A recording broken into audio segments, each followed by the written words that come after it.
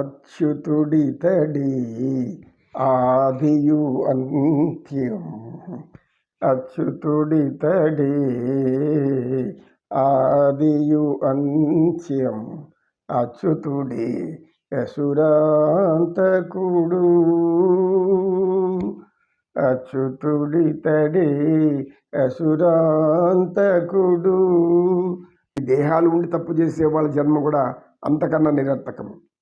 దేహాలు ఇచ్చి తల్లిదండ్రుల ప్రేమను పొందలేని వాళ్ళు, తల్లిదండ్రులను ప్రేమించలేని వాళ్ళు, తల్లిదండ్రుల ప్రేమను పొందలేని వాళ్ళు, తల్లిదండ్రులను ప్రేమించలేని వాళ్ళు, ఇలా 2 రకాలుగా చెప్తాడు ఆయన. తల్లిదండ్రుల ప్రేమను పొందలేకపోవడం మా దురదృష్టం. ఎందుకంటే కర్మ అది. ఆ కర్మ వల్ల మేము అక్కడ ఆ తల్లిదండ్రులకు సుఖాన్ని ఇచ్చాం, ఆ సంతోషాన్ని ఇచ్చాం. వాళ్ళ చేతులు చిన్న ముద్దు ముచ్చట్ల ముడిపలన్నీ చూపెట్టాం వాళ్ళకి. మీకు అది లేదు.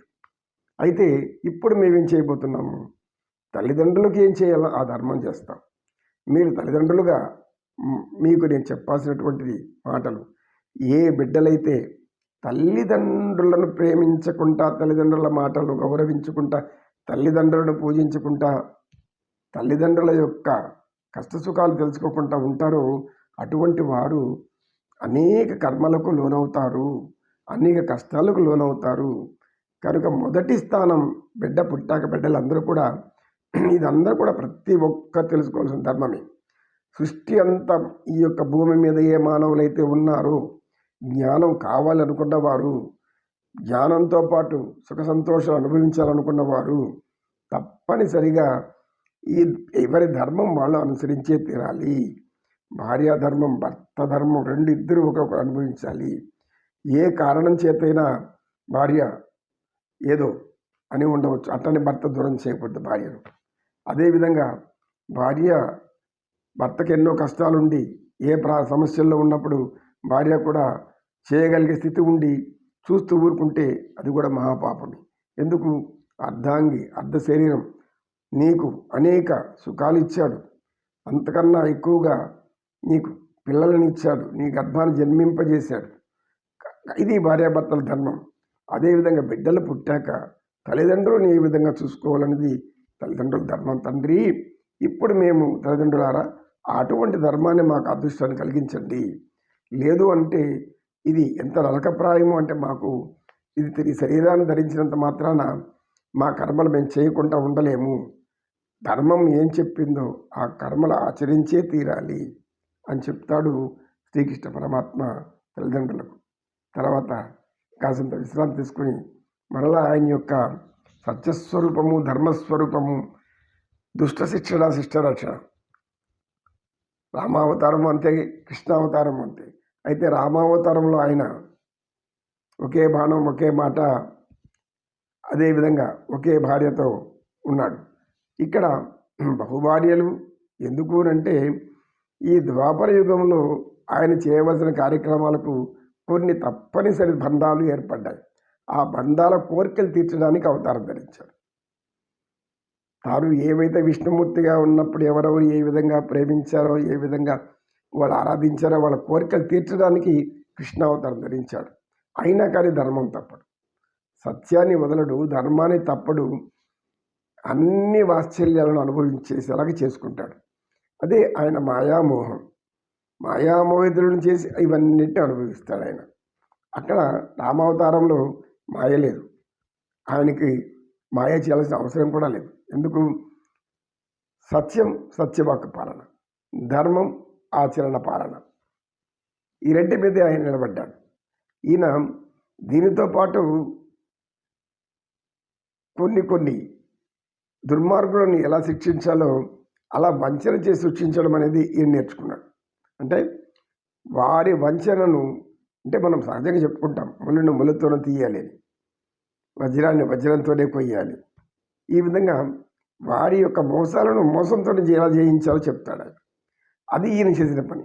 ధర్మానికి ఎటువంటి ఆక్షేపణ లేకుండా, వివక్షత లేకుండా, ఆ ధర్మంలో ఉన్న ధర్మ సూక్ష్మాల్లో ఉన్నటువంటి సూక్ష్మ గ్రహాన్ని గ్రహించి ఆ ధర్మాన్ని ఎలా ఆచరింప చెయ్యాలి అని మంచివారి చేత దుర్మార్గులను ఎలా శిక్షింప చెయ్యాలి, అంటే వారి దారిలో పోయి వారి చేతితో వారి కన్నే పొడుచుకునేలాగా చెయ్యాలి. ఇది పరమాత్మ ఇక్కడ చేసింది అయ్యి అవతారం. కనుక పరమాత్మ ఆయన సర్వధర్మాలు తెలిసినవాడు, సృష్టియే ఆయనైన వాడు, విశ్వరూపుడు, విశ్వేశ్వరుడు. ఇక పొగడ్డానికి మన తరం కాదు.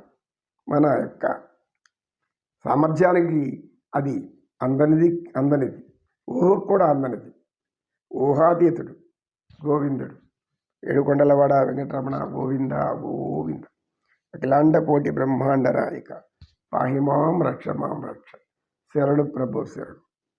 నీ శరణు లేకుండా ఏ మానవుడు ఆనందంగా ఉండలేడు, సుఖంగాను ఉండలేడు, సంతోషంగాను ఉండలేడు. నీ శరణు కోరినారు అంటే వారికి నిత్యం ఆనందమే, సంతోషము, సుఖము లభిస్తుంది. ఇది తెలియకుండా అమాయకులు మాయలో పడి చేయరాని కర్మలు చేస్తూ ఉంటారు. చేయరాని కర్మల జోలికి వెళ్ళకండి, చెయ్యరాని కర్మలకు జోలికి వెళ్ళకండి. నమో కృష్ణ, నమో కృష్ణ. కృష్ణం వందే జగద్గురు. ఓం నమో వెంకటేశాయ నమః. తందనానాపురి తందనాన బళ తందనాన బళ తందనాన బళ తందనాన. బ్రహ్మముక్కటే పరబ్రహ్మముక్కటే పరబ్రహ్మముక్కటే. కందువగులీనాది కములెందు లేవు, కందువగులీనాది కములెందు లేవు. అందరికి శ్రీహరే అంతరాత్మ, అందరికి శ్రీహరే అంతరాత్మ. తందనానాపురి తందనాన బళ తందనాన బళ తందనాన. ఇందులో జంతుకులమంతా ఒకటే, ఇందులో జంతుకులమంతా ఒకటే. అందరికి శ్రీహరే అంతరాత్మ, అందరికి శ్రీహరే అంతరాత్మ. తందనాన బళ తందనాన బళ తందనానం.